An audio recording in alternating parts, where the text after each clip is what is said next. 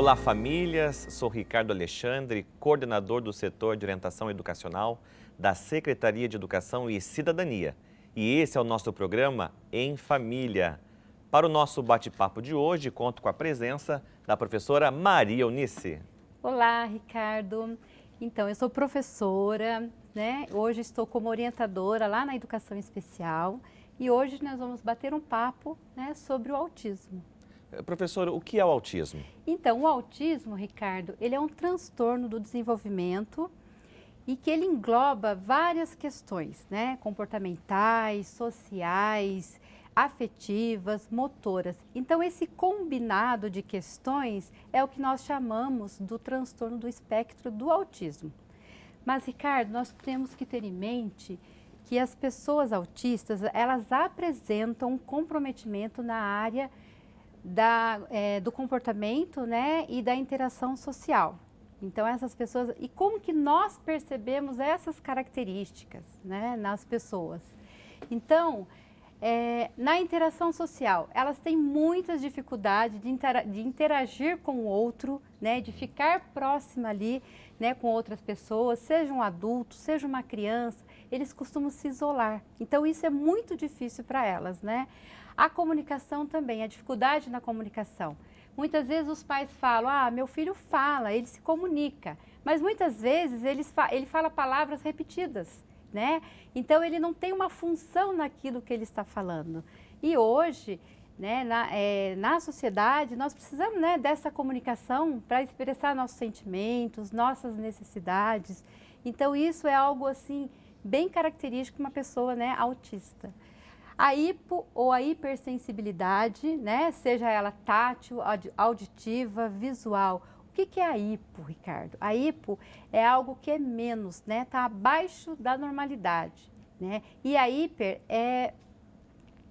ela está excessiva, né? Então, uma criança na hipo, ela se machuca, ela não sente dor, ela não percebe isso, né? Às vezes a mãe nem percebe, ela não reclama, ela é aquela criança mais apática, né? E uma hipersensibilidade já se incomoda com barulhos, né? Com sons, né? Com uma poluição sonora, com cores, isso tudo a incomoda e assim, elas acabam até se desorganizando, né? Elas acabam tendo até um comportamento aí, né, agressivo, porque isso a incomoda. Então, é algo que é muito simples para nós, um barulho que é comum para nós, para aquela criança, para aquela pessoa, aquilo chega a doer nos seus ouvidos, porque aquilo a incomoda, né? E tem os comportamentos também repetitivos, né? Então, eles têm aquele balançar do corpo, né, as estereotipias, né, o flapping. Então, são características bem marcantes numa pessoa com autismo, né? Então, as pessoas com autismo, elas apresentam uns interesses restritos, né? Não assim, algo de foco, tem um hiperfoco em algo, né? Seja um desenho, seja um brinquedo, né? Um assunto. Então, para elas, é muito difícil ampliar esse interesse. E isso é muito característico, né, nas pessoas com autismo.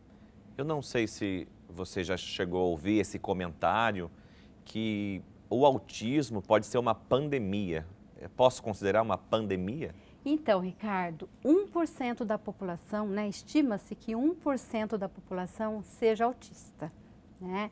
Então, você vê, é bem considerável, né, esse número, né, essa porcentagem. As pessoas, elas acreditam mesmo que seja uma pandemia, mas, na verdade, o que acontece? Quanto mais se conhece esse conceito de autismo, mais ele vem sendo diagnosticado, né? E assim, e que antigamente também, o que nós conhecíamos, o que chegava até nós, acho que até você mesmo já deve ter ouvido falar, né? De um autista com maior severidade, mais característico, né? Esse, nossa, é autismo. Então, era isso que nós ouvíamos falar, né? E hoje a gente sabe que o autista leve, né, considerado de alto e bom funcionamento, ele faz parte desse rol aí, né, de autismo. Então, eles estão aí nessa estatística também, né? E são pessoas que são funcionais, né? Eles desempenham cargos na sociedade, têm posições, né? Eles estão aí trabalhando e são funcionais, independentes. Então, eles estão aí na sociedade, que são esses autistas leves, né, que nós consideramos. Mas isso, Ricardo, é graças à intervenção específica, né, nas suas necessidades, né, nas suas dificuldades. Por isso que a intervenção, ela é muito importante, né? O tratamento, o acompanhamento, ela é muito importante para que a pessoa consiga ter uma vida aí funcional. Aí você percebe, né, são 90% são os casos, né, causas genéticas que as pesquisas têm revelado, 10% são causas ambientais. Então você percebe que a herança genética ela é um fator, né, importante aí. Então, dessa forma, os bebês, eles já trazem isso consigo, né? Só que fisicamente eles são normais. Então, eles nascem fisicamente, não aparenta nada, né? Então, os pais, eles conseguem já perceber alguns sinais na criança, né? Então, aproveitando esse gancho de sinais, o que esse pai, esse responsável, precisa observar? Na verdade, o que acontece? Entre 2, 3 anos é possível já se perceber alguns sinais na criança. Por quê? Porque a demanda social dela é bem maior, né? Ela começa a ir para a escola, né? Ela vai estar ali com os amiguinhos da mesma idade, né? Vai brincar, vai partilhar os brinquedos, né? Então, mas os pais, eles conseguem perceber isso bem antes, né? A partir dos 9 meses, eles conseguem perceber alguns sinais de autismo aí, né, na criança, no bebê. Olha lá, né, quando a criança faz pouco ou nenhum contato visual. Então, a criança, bebezinho, quando a mãe vai amamentar, ela já percebe que o seu filhinho, ele está olhando, ele fixa o olhar, né, para a mãe, na hora do banho, né, na hora de trocar as fraldas. E essa criança que tem esses sinais precoces aí, ela não faz isso, né? Ela até olha, mas ela não fixa esse olhar, ela desvia. Então, é algo, né, para a família já ficar esperta, né? Então, quando o bebê não corresponde às gracinhas, né? Porque os bebezinhos, né, a mãe vai brincar, olha, cadê o neném da mamãe? E a criança já sorri, né? Ela já interage, já tem um comportamento ali de felicidade, de corresponder àquela gracinha da mãe. E a criança, quando ela tem algum sinal, aquilo para ela é indiferente, ela não corresponde, né? Ela é como se a mãe não estivesse falando com ela. E quando não acompanha com o olhar, quando os pais se afastam, né? Então, uma criança dita atípica, ela olha, a mãe e o pai se afastam, ela olha, e essa outra, né? E a criança ali com essa investigação, com esses sinais, ela não se importa. Então, a mãe passa, vai para lá, né? Vai para um outro cômodo e ela não se importa com isso. Ela não reclama, ela não chora. E geralmente as crianças têm essa reação, né? Elas já se sentem sozinhas naquele ambiente. E quando ela não estende os braços, quando quer o colo da mãe também. Então, a mãe chama, ela não tem essa reação, ela é uma criança mais apática, né? E até a mãe, às vezes, e justifica isso. Ah, mas é assim mesmo, né? Ele tem o jeitinho do pai, né? Eu era assim também, minha mãe conta que eu era assim, né? Vai mudar, isso é pequenininho ainda. Mas são sinais de alerta que precisa, né, ficar bem com atenção e observar esses sinais. Não olha, né, quando é chamado pelo nome. Então, a criança, quando ela é chamada pelo nome, ela já olha toda feliz, porque ela já sabe, né? Ela já sabe que é ela, estão chamando por ela. Essa criança não, a mãe fala, nossa, mas será que ela é surda? Ela não está ouvindo, né? E para ela isso é indiferente. Na verdade, ela está ouvindo, mas ela não tem nenhuma reação quanto a isso, né? Tem seletividade alimentar, então a criança, ela, por mais que ela seja estimulada em casa, né, por mais que a família tenha ótimos, né, bons hábitos alimentares, ela só prefere comer banana, só prefere comer bolacha, né, ou somente arroz, e se não der aquilo que ela gosta, ela passa o dia todo, né, sem comer. Eu tive um caso na escola de uma criança que ela passava o dia comendo bolacha de água e sal, e era aquilo que ela comia, né? E assim, e não era por falta de estímulos, né, da família. Então, eles têm essa questão dessa seletividade alimentar mesmo. Então, e a criança também apresenta movimentos incomuns, né? Ela não dá função no brincar. Então, pega uma bola, pega um carrinho, ela não sabe como brincar com aquilo, né?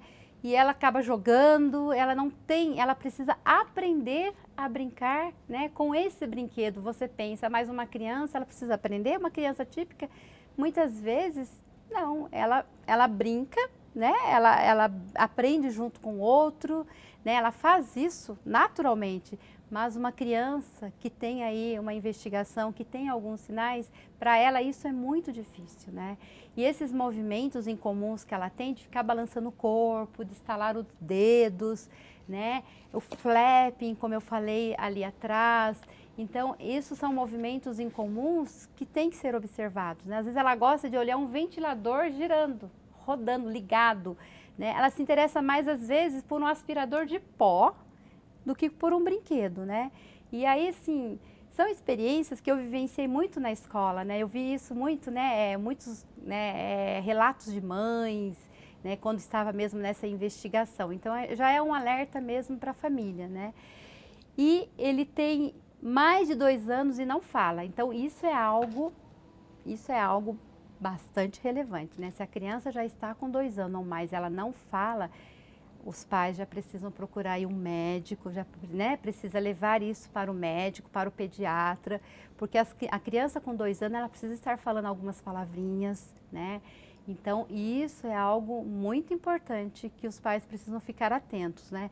E principalmente se ela tiver uma regressão do desenvolvimento conquistado entre 2 e 3 anos. Então, ela conquistou uma autonomia, ela falava, ela brincava e de repente ela começa a regride isso, ela não faz mais, né? Isso é muito comum, isso acontece muito, porque o desenvolvimento, Ricardo, ele deve ser crescente, né? A criança está crescendo, ela está desenvolvendo, cada vez ela conversa, né? Ela tem um repertório maior, né? De uma conversa, ela brinca com mais autonomia, ela faz perguntas, quando isso regride, é um alerta, né? Então, o que fazer, né? Precisa buscar uma ajuda. E você sabe, Ricardo, que onde que evidencia muito isso, nessa questão do comportamento da criança, é na escola. Na escola, eles começam já a perceber isso. Por quê? Porque lá na escola tem os especialistas, né, da educação, né, no desenvolvimento infantil, e eles têm ali um comparativo com outras crianças. Então, eles percebem muito isso, né, esses sinais também lá na escola. E muitas vezes, os professores, eles levam isso até o pai, relatam isso para o pai, né, o que eles perceberam dessa criança. Então, é um momento mesmo, né, os professores têm que ter todo um tato, né, para falar com essa família, né, para explicar, porque muitas vezes o pai não percebeu, né, esse atraso no desenvolvimento do filho. Para ele, tranquilo, porque muitas vezes ele não tem um parâmetro em casa, né, para fazer um comparativo daquele atraso, né, seja ali na fala, né, seja ali no brincar, na autonomia da criança, ele não percebe, né. E muitas vezes ele tem um filho, um primeiro filho, mas ele acha assim, os filhos são diferentes, cada um tem o seu tempo, né, o seu desenvolvimento, vamos aguardar um pouquinho, né. O pai também era assim, ele teve um atraso também, né, houve, o tio também. E aí, não é esperar, Ricardo, precisa buscar aí um médico, porque quanto mais cedo essa criança for estimulada, houver essa intervenção, melhor vai ser o desenvolvimento dessa criança, né? O cérebro dela está mais molinho, né, para receber, para aprender, então tem que buscar ajuda, não esperar passar muito tempo. A sua fala, você foi se colocando e eu fiquei pensando. E o pai que está em casa, né? As famílias que estão acompanhando as crianças, mas essa criança já tem um laudo ou está em investigação. Como auxiliar essa criança em seu desenvolvimento? Então, acho que assim, a primeira coisa, até mesmo, se ele já está com esse laudo na mão ou se não está, porque nós temos muitos casos ainda que o pai ainda não levou até um médico, né? Ele ainda está naquela investigação, assim, ouvindo, né, os familiares falarem, às vezes a escola sinaliza algo. O que ele precisa fazer? É levar ao pediatra que acompanha essa criança, a primeira coisa, ele leva no pediatra que acompanha, né? Tem uma conversa bem franca sobre o desenvolvimento da criança, sobre o relato que a escola trouxe, né, dessa criança. Dá para o pai também fazer umas filmagens para levar para o pediatra, porque ele vai ter ali um olhar, né, desse diagnóstico melhor. Né? Opa, esse comportamento está dessa forma, está tendo um atraso aí. E esse pediatra, em alguns casos, ele encaminha para um neurologista infantil ou um psiquiatra infantil, né? E aí esse especialista vai encaminhar para uma equipe multidisciplinar aí, uma fonoaudióloga, um fisioterapeuta, para que eles possam fazer uma intervenção, né? Uma estimulação, iniciar aí uma terapia aí para essa criança. Então é importante que o pai vá buscar essa ajuda, né? Porque ele está ainda em busca aí de um diagnóstico, né? E o que é importante também, não é só levar, porque às vezes a criança não tem os sinais de autismo, mas tem um atraso, mas então é importante também que o pai leve para isso, né, para o pediatra, procure essa ajuda médica, porque, mas ele não tem nenhum sinal de autismo, então não preciso levar. Não, mas se ele tem um atraso na fala, algumas questões no comportamento, ele precisa buscar ajuda, né, para que essa equipe, né, multidisciplinar vai orientar essa família, né, vai fazer o melhor tratamento e o acompanhamento mesmo dessa criança. E lembrando, Ricardo, que o autismo ele não tem cura, né, não tem uma cura para o autismo, mas com a intervenção dessa equipe multidisciplinar, isso vai ajudar na qualidade de vida dessa criança, né? Ela vai se desenvolver muito melhor, né? Ela vai ser uma pessoa funcional aí na vida. Então, isso é muito importante, né?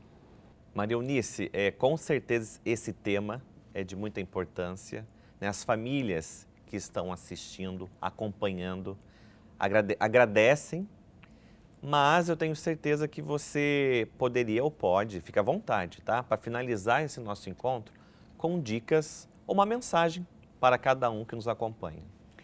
Então, Ricardo, as dicas são sempre bem-vindas, eu acho que ajuda muito, né, as famílias. E assim, o que eu deixo, né, é buscar o contato visual com a criança, né? Então, por mais que ela esteja ali desviando esse olhar, sente com a criança, né? Chame a atenção dela, olhe para ela na hora de brincar, está sentada no chão brincando, aí a criança está lá brincando sozinha naquele mundinho dela, se aproxime dela, peça esse olhar, né? E isso vai estimulando a criança, ela vai aprendendo a olhar, né, para você, olhar para a mãe. Aí você já dá função aí naquele brincar dela, você já conversa com ela, você já vai estimulando. Nossa, que lindo esse carrinho, que você está brincando, olha para a mamãe. Lá a criança está lá rodando, né, aquela rodinha lá do carrinho, sem função. Vamos brincar, né? Estimule a criança, monte uma pista no chão para que ela brinque de carrinho, ensine. Ela precisa ser ensinada a brincar. Ela só não faz porque ela não sabe. Ela precisa, né, que alguém sente com ela e que a ensine. Falar com a criança, né? Fale de acordo com a compreensão da criança, cante, produza sons. Então não adianta eu falar um repertório de palavras ali até difíceis para ela, para dar uma ordem, né, para ensiná-la alguma coisa. Então fale de maneira simples, né?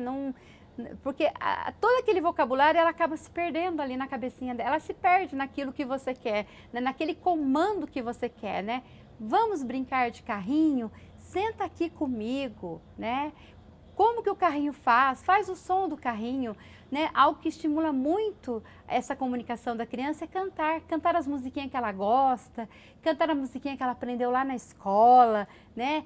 Faça isso em casa. A mãe pode perguntar para o professor quais são as musiquinhas que estão cantando na escola, né? Estimule, reforce isso lá em casa, né? Em casa.